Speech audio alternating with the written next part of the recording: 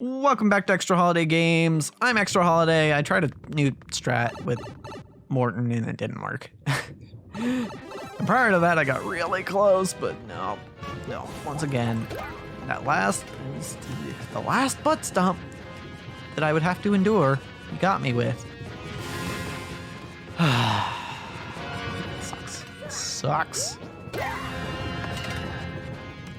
It's one reason I don't really like. Maybe this isn't a super obvious connection, but I don't really like bullet hell games. And I'm not gonna be so bold as to claim that they're bad because I don't like them. No, they've got their audience, and I am not part of that audience. And that's part of the reason is I really don't like when there's like zero margin for error in a game. Particularly a game that, just any game really. I don't like when there's no margin for error. Now that I'm thinking about it, recently, there was some free LC for Metroid Dread, where they added the Dread mode, which is you get hit once, you die.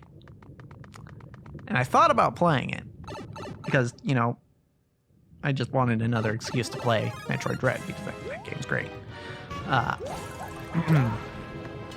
However, now that I'm thinking about it and now that I'm thinking about how little I enjoy not having any margin for error in a game, maybe not. maybe not. I'm not sure whether I'll do it. I have a lot of other things that I want to do as well, and a lot of things that I need to do. So, I've detailed before that I'm actually a rather busy person. It's weird, right? It's weird. I feel like there's nothing that proves more that effort does not necessarily equal success than looking at someone like me and being like, yeah, he's doing a lot, but he's not really getting anywhere. I mean, granted, I'm getting somewhere. Progress is slow, but I'm getting somewhere. But yeah, I feel like it's pretty easy to tell. Oh, come on. Okay, yeah, that was a wall. There's no way I was getting past that. I don't know, it just feels like, yeah. It should be obvious, right? It should be obvious that not everything you do is going to have an immediate payoff. So even if you are making progress, it might not be something that is incredibly visible at the time. There are some things where you have to start off almost going nowhere, and then eventually the results will become obvious. And I feel like that's where I'm at right now. I feel like right now is I've been putting a ton of effort into a lot of different areas, but I haven't hit that break point yet, that point at which it becomes obvious how much effort I have put in, the point at which the results actually come out. Okay, this is fine. That's not as fine. We don't love to see it. He turned around, so I couldn't land where I was trying to land. Okay, got it. And heck, you can even apply it to what you see on screen right now, right? It's not obvious that I've been putting a lot of effort into playing this level. All right, because it looks like you look at any one of these runs and it doesn't look very different from the first run I did of this level. But if you were to look at, eventually I'll get to a point, because I have been playing this level so much, eventually I will get to a point where I get to a freaking checkpoint. And oh boy, will that be the nicest day.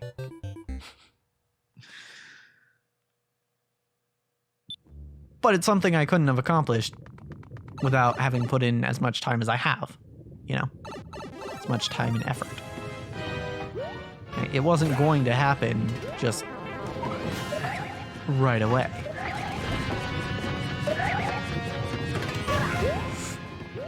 Okay.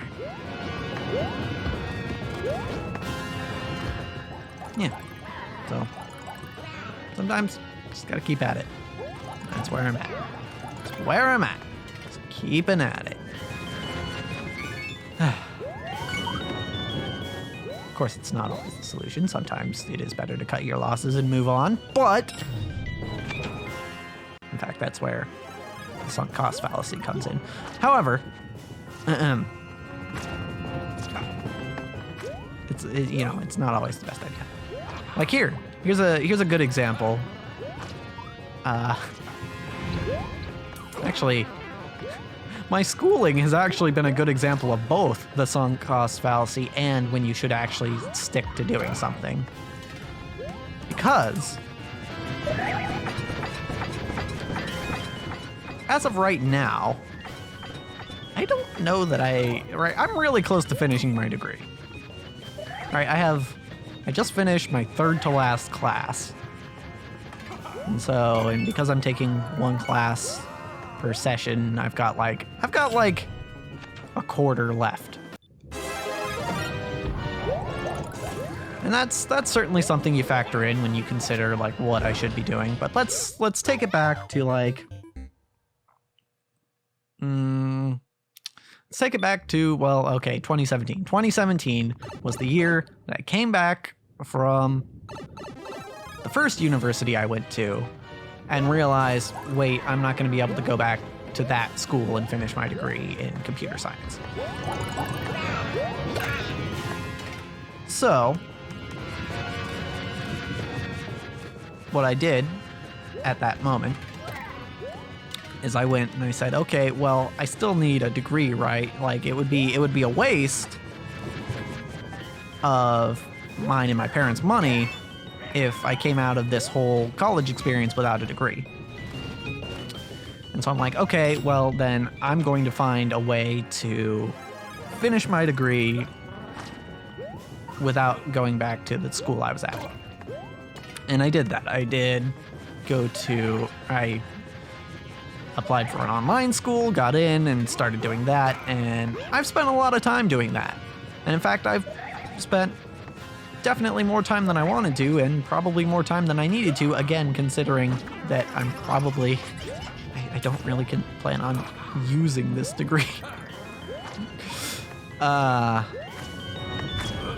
So yeah, there's an example of the sunk cost fallacy at work, where I chose to continue my schooling because my parents and I had already put a ton of resources into it. And of course, it's not just me committing this fallacy here. It would also be my parents, because they were basically of the same mindset as I was. So, multiple parties involved. But there's an example of the sunk cost fallacy. But as an example of the opposite, an example where I should have stuck with something and I didn't, one thing that happened a lot as my grades were dropping at the first school I went to when I was a computer science major, one thing that happened a lot is I got to a point where I was so disheartened by how I was performing that it got harder and harder for me to even start assignments that I had been, for classes. And because it was because it was harder, I would wait later and later to start them, and I would procrastinate more. And then once I finally got the moxie to actually start the assignment, I would eventually get to a point a lot of the time where I would be like, well, you know what? Never mind. There's no use in doing this because there's no way I'm going to finish it in time now. There's no way. But the thing is, had I attempted the assignment regardless of the fact that I probably wasn't going to finish it, I would have still learned something. Are you kidding me? What is that hitbox? Oh my god. I would have at least learned something that I could use later on in the class, because the problem I ran into after that is when the tests came around, I didn't know anything, because a lot of the stuff on the tests is stuff that you would have learned in the assignments. And you don't necessarily have to finish an assignment to learn something from it. So had I stuck with actually trying to finish the assignments, even if I knew I wasn't going to finish it, had I stuck with it, I would have still learned stuff that would have helped me in other applications, other things. Alright, so, and thus, that could have potentially stopped the, essentially what was a slide down a slippery slope that was my career in computer science, my short-lived career in computer science. Frickin' heck. So yeah, I mean, it can happen either way. You can overcommit to something because you've already committed to it too much, and you can undercommit to something because you don't feel like you can get anything out of it, because you don't feel like you can finish it and therefore can't get anything out of it. Those are both mistakes you can make in life. And I have learned that over the course of the past, well, basically since I graduated high school.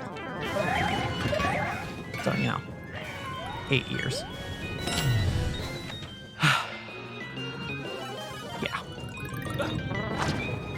Yeah, and so I'm trying to do better, I'm trying to I think this channel is a good example of, I don't know for a fact that I'll ever be making money off this channel, but I'm trying anyway, right?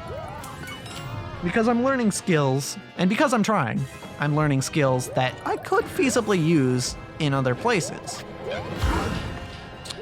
I'm learning, it's like I've mentioned before, I'm learning how to just talk whenever I need to talk. That's a useful skill. I've learned so much about audio equipment. That became obvious to me when I was talking to Brandon about doing stuff for this show, and he's like, wow, you've really learned a lot, haven't you? And I'm like, yeah, actually I have. Right? I know a lot about audio equipment, which can be used in other applications. Like, for example, if somehow I ended up in cahoots with a band of some sort, I could, I would know more than the average Joe about microphones and preamps and interfaces and all that.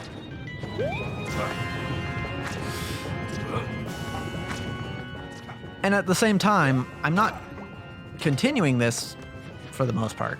I'm not continuing this channel because, I've already put so much time into it, and it would be a waste of all that time if I didn't keep going. No, that's not my reasoning. My reasoning is because it could still work, right? I am still improving, I feel. And because of that, I am inclined to continue. Okay. Ow. Hitboxes.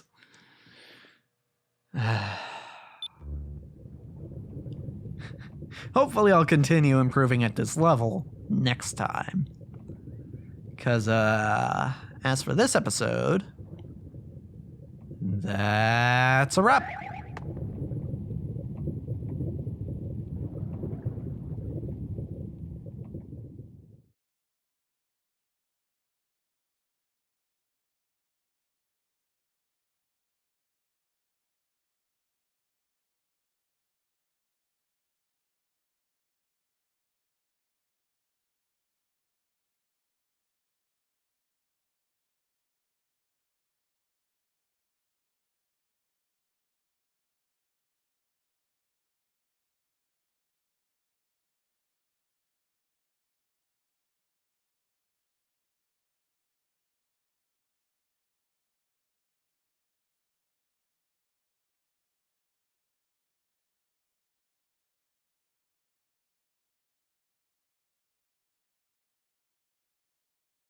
Doesn't look like you're improving to me.